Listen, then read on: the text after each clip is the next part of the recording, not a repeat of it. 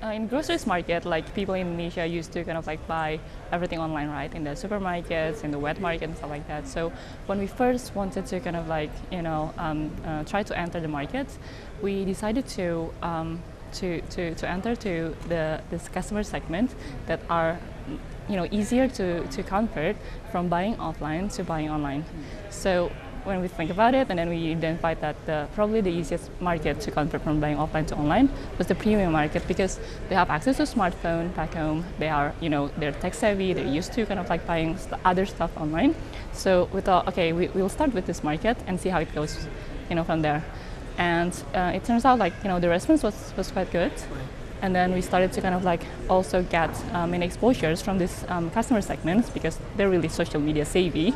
We got lots of kind of like exposure from there as well. We got lots of tags on social media, and that really helps us in kind of like spreading the awareness about the quality, about the stories that we kind of want to tell to the customers, so that we get a lot more exposures from this segment of customers. As a consumer or as a viewer observing the business, you'd think about the price part of it, right?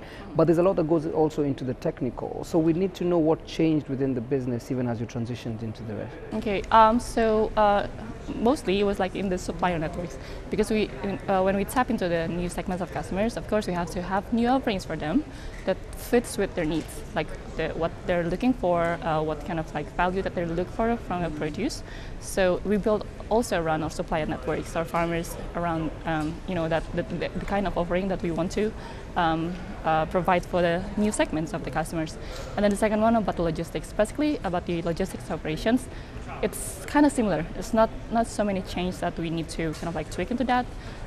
More into branding probably, how we communicate to the customers about these new offerings, about what they can get from our platform other than only like the organic product segment and stuff like that. This is the thing that also we're still working and improving, but yeah, we're kind of like trying to get there. I'm curious about where your mind is a few years from now, because we've seen companies come from Germany, the States and Australia, come to Africa and purchase companies that I was telling you earlier that are dealing with almost the same, the transport of food or organic products to the market. But where is your mind? Do you hope to be a bigger part of, let's say, an Amazon that supplies wholesale foods, or do you hope to grow enough to purchase other smaller startups within the same industry? Where is your mind? We kind of try to build as many suppliers networks as we can. We try to kind of like tap into as many customer segments as we can to make these visions reality. If the other, if the big guys are coming into Indonesia and they want to kind of like tap into this opportunities in this sector, I mean, we are open to kind of like talk and see how we can collaborate and work together, because for us we believe that collaboration is actually is the way forward. Right. There's lots of players in the ecosystems. If we can work together to make this happen, that would be like better for both the farmers and also the consumers. Why not? Yeah. All right.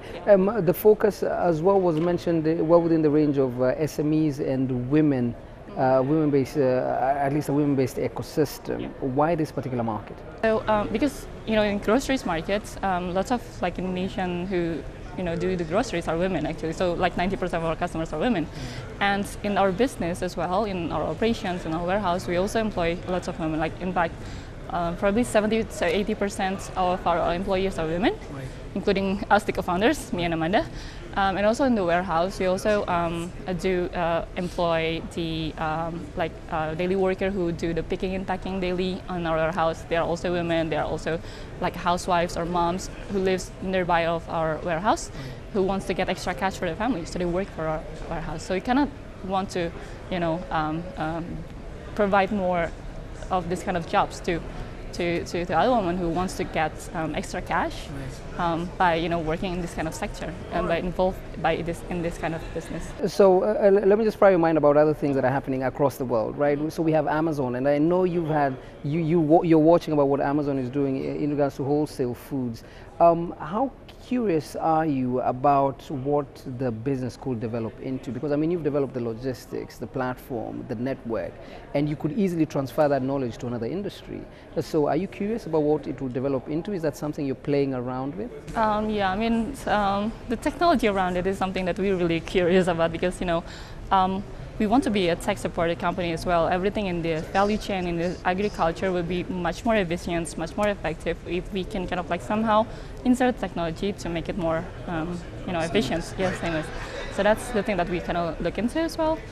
And also kind of the handling, the logistic handling in each touch point in the value chain, from the cold storage, handling for the fresh produce to the last mile routing optimization, just to get the unit of economics for this business to make sense.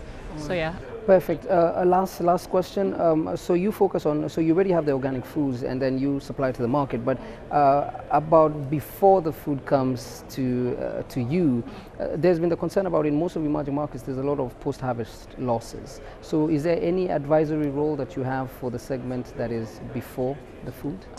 So probably the first one is to be really clear about the product spec, the kind of quality that you expect from your supplier, from your farmers, from your grower, so that they know what to expect, what kind of produce, which type of qualities that are expected from the farms. So then communicate that well to the suppliers, so that they they have expectations as well. And the second one, really kind of like take care. In terms of the logistics handling is also important. And then for us, we also kind of try to build our access strategy for managing the rejected products. If we can turn that into something else of value-added items, for example, like one of the farmers that supplies kale to us, some of the kales you cannot use due to, for organic kales, for example, they have like spots and then, some holes in the leaves, on the leaves. We can't send that direct to the customers because customers will be kind of like, not really happy receiving too many holes or too many leaves in the kales. But actually it's still eatable. It's still, the nutritions are the same, the quality is the same. So instead of wasting it, they buy a dehydrator, and then they dehydrate the kale and then turn that into kale powders. So this kind of like, access management strategy, waste strategy can be something that can be this strategy that needs to be developed along the value chain.